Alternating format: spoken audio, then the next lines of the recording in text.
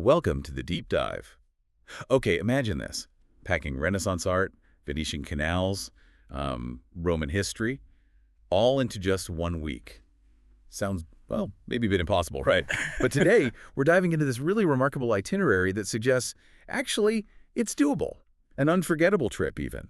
It reveals some pretty smart ways to make the most of every single moment. That's exactly right. Our source for this is a really comprehensive travel plan. And it shows how, using high-speed trains plus some well-chosen tours and packages, it actually lets you get a proper feel for Venice, Florence, and Rome in just 7 days. It's about getting some depth, not just ticking boxes. Right, so our mission here is to go a bit beyond the glossy pictures. We're pulling out the key insights, the really useful bits from this plan, giving you a kind of shortcut to understanding what a whirlwind Italian trip like this actually involves. We'll cover the must-sees, obviously, but also maybe some hidden spots, cultural context, and definitely the food. Let's unpack it. So the adventure kicks off in Venice, a city unlike anywhere else, really, built on water. Day one jumps straight in. Yeah, day one starts pretty deliberately in the morning, like 9 a.m. to 11:00 a.m. It's focused on a hidden Venice tour, which isn't just about, quiet canals. It's about seeing how Venetian life works, how resilient it's been. You're with a local guide exploring Cannareggio's smaller waterways, the busy Rialto market, which is like the city's pantry, and San Polo, where you find the oldest masquerade, the mask makers. It helps you get beyond the big landmarks, find those local spots. I like starting like that. Gets you grounded. Yeah. Then the afternoon, say 2:00 p.m. to 5:00 p.m., it shifts to the big hitters. St. Mark's Basilica, Doge's Palace. And the itinerary highlights something crucial here. Skip the line tickets. Oh, absolutely vital. In Venice, they're not just nice to have. They're often pre-booked slots that save you hours in queues. Literally hours. You get straight onto St. Mark's Private Terrace, then into Doge's Palace. You're right in there learning about the history, the Great Council Hall. Exactly. Then, day two, the morning about 9:30 a.m. to 2:00 p.m., you head out across the lagoon to Murano, Burano, and Torcello, distinct islands. Murano, well, everyone knows it for glass blowing. But what's amazing is the history. The techniques passed down for like over 1,000 years. They still use these special furnaces. Each piece is kind of a link to Venice's guarded craft heritage. 1,000 years. Wow, that's quite something. Then you've got Torcello quieter, but with ancient history still being, uncovered. Palaces, churches, that Santa Faca baptistry, they're still excavating. And Burano, so different. Famous for the colorful houses, right?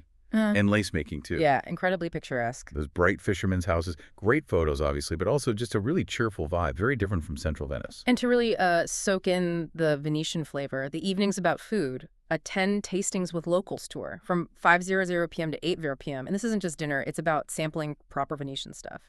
Fresh mozzarella cicchetti. Ah, the little bar snacks. Yeah. Love those. Exactly. Those small plates, plus Prosecco, gelato. And the key is it takes you to authentic, maybe less famous places. You get the real taste of the city. Okay, so Venice thoroughly explored, appetite satisfied. Now, the next challenge, getting efficiently from the canals to, well, the heart of the Renaissance Florence. Let's talk logistics for this next leg. Right. The main option, for speed anyway, is definitely the train. You go from Venice Santa Lucia, that's the station on the island, direct to Florence Santa Maria Novella, which is helpfully right in the center of Florence. Journey time is usually around 2 hours, 15 minutes. Tickets, maybe 20 to 35, roughly 23 to 40 US dollars. One thing to note, the last fast train is often around 7:25 p.m. Cheaper trains might stop more, take longer. Okay, so train's fastest, but you need to watch the time. What if you're balancing cost, or maybe you just need a later departure? Is the bus a serious contender, or more of a backup plan? Well, the bus is a decent alternative, yeah. Especially if budget's tight or you need that later travel time. You've got companies like Itibus, Flixbus. They usually go from Mestre on the mainland or Troncheto. They drop you at Villa Costanza, which is a tram stop just outside Florence's center. Then it's a quick tram ride in. Okay. The bus journey itself is longer, could be up to 4.5 hours, but tickets are cheaper, maybe 8 to 12, so like $9 to $14. And the last buses leave later, maybe 9:50 p.m. So yeah, it's a trade-off. Time versus cost and flexibility. Got it. Makes sense. Train for speed, bus for budget, or later travel. Yes. Clear choices. Right, on to Florence.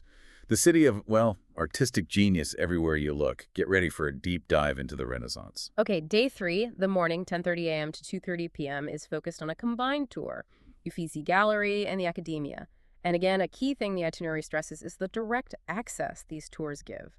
skip the lines. Essential for those two places. Yeah. Absolutely. You get straight in to see masterpieces like Botticelli's Birth of Venus at the Uffizi, Michelangelo's David at the Accademia. It makes seeing them, an actual experience, not just a queuing endurance test. And it's not just indoors, is it? The tour moves outside, too. Exactly. It continues to Duomo Square with that incredible dome and Piazza della Signoria. So you learn about the city's history, its politics, how it all developed alongside the art. It connects everything. Then day 4 sounds pretty amazing. Takes you out of the city into the Tuscan countryside. Morning, 8:30 a.m. to 1:30 p.m., a Florence Vespa tour. In the hills. Yeah. You imagine riding past those rolling hills, vineyards, poppy fields on a Vespa. Starts from San Miniato al Monte Church. And the itinerary mentions the full experience, stopping at Piazzale Michelangelo for those incredible panoramic views. Oh, the classic Florence view. Right. And then an authentic Tuscan meal back on a private terrace. It sounds like total immersion. It really does capture that Tuscan dream, doesn't it? And to follow that up, the evening of day 4 is a small group handmade pasta workshop, 5:00 p.m. to 8:00 p.m. Hands-on cooking. Nice. Yeah, you learn to make pasta like ravioli, tagliatelle, spaghetti from scratch, using fresh seasonal stuff, authentic sauces. It's about understanding that simple, beautiful Italian cooking. And the best bit, of course, is you eat what you made with Italian wine, naturally. Okay. Pasta skills acquired. Tuscan air breathed. Time for the next big move. How do we get from Florence, the art hub, to Rome, the eternal city? Well, similar story to the last journey, really. The train is still the most efficient way. You've got high-speed trains, Italo and Trenitalia, running often from Florence Santa Maria Novella straight to Rome Termini. And Termini is Rome's main station. Yeah, it's the central hub. Really well connected, close to a lot of sites, and the journey's quick, only about 1 hour, 40 minutes. Ticket prices vary a lot, though. Could be 20, could be 80, so maybe 22 to up to $90. Depends heavily on when you book. Booking ahead saves money. Right. And the bus option for Florence to Rome, is it more viable here? You can get a bus for around $20, maybe $22, but the journey time stretches out, up to 4 hours potentially. So honestly, given how fast the train is, and if you book ahead, the price might not be that different. The train usually makes more sense for this leg. Time is precious on a trip like this. Makes sense. Okay, so we've arrived in Rome, the eternal city, history literally under your feet. And day 5 throws you right into that ancient history. Afternoon focus, 1:00 p.m. to 4:00 p.m. It's a guided tour of the Colosseum, but including the underground, the arena floor, and the forum. All the underground, that's not always open, is it? Exactly. The itinerary highlights getting access to these usually restricted areas. It gives you a totally different feel for the place. Plus, there's an audio guide, and crucially, skip-the-line entry for the arena and the Roman Forum, too. That exclusive access sounds like it really has value. Then the evening, 6:30 p.m. to 10:30 p.m., shifts to food again. A sunset dinner tour, this time around the Prati district. A slightly less touristy area known for good food. So you get to try Roman specialties, buffalo mozzarella, pizza from a famous spot, smoked meats, gelato. All the good stuff. And the itinerary notes that, the walking part of the tour helps burn off some of those calories. Quite practical. Yes, very thoughtful. Then day 6 is all about Vatican City. The morning, 8:45 a.m. to 11:45 a.m. is a big one. Vatican Museum, Sistine Chapel, and St. Peter's Basilica tour. The trifecta.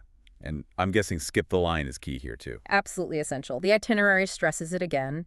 Immediate access to Vatican City, the world's smallest country.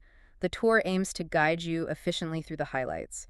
Raphael's rooms in the museums, Michelangelo's ceiling, obviously, and then the sheer scale and decoration inside St. Peter's Basilica. The gold ceilings, the altars, it's intense, but just an incredible concentration of art and history. Wow.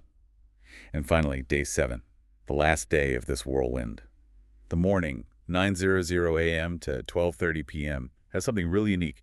A Rome tour on a Vespa with a sidecar. Yeah.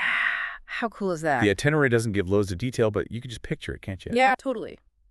Zipping past ancient monuments, feeling the city buzz from a sidecar. A really stylish kind of cinematic way to wrap up the Roman part of the trip. Yeah. A fresh perspective.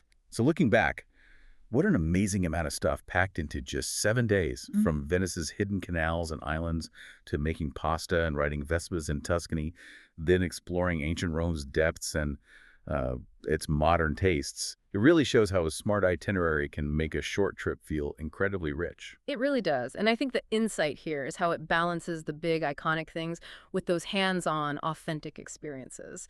It's not just sightseeing. It's designed to give you a taste of Italy's beauty, sure, but also a feel for its culture, its food, its life.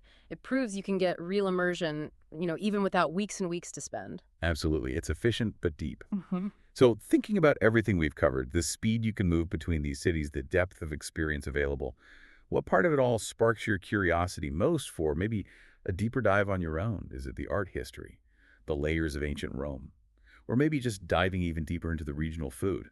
Something to think about.